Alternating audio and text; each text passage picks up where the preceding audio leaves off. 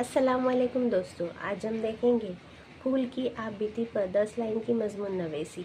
1. मेरा नाम गुलाब है और मैं एक खूबसूरत फूल हूँ। 2. मैं बाग में खिलता हूँ और सब मुझे पसंद करते हैं। 3. मेरी खुशबू से फिज़ा महक जाती है। 4. सूरज की रोशनी और पानी मुझे ज़िंदा रखते हैं। 5. बच्चे, बड़े और परिंदे सब मेरे करीब आते हैं। 6. मैं हर सुबह ताज़ा और शादाब होता हूँ। 7. लोग मुझे इबादत, खुशी और तोहफे के तौर पर इस्तेमाल करते हैं। 8. जब मैं मुरझा जाता हूँ तो मुझे मिट्टी में फेंक दिया जाता है। 9. मैं चाहता हूँ कि लोग मेरी खूबसूरती को संभाल कर रखें। 10. मेरी ज़िंदगी मुख्तसर है मगर खुशी बांटना मेरा काम है। शुक्रिया दोस्तों, वीडियो अच्छी लगे तो लाइक, शेयर और सब्सक्राइब कीजिए।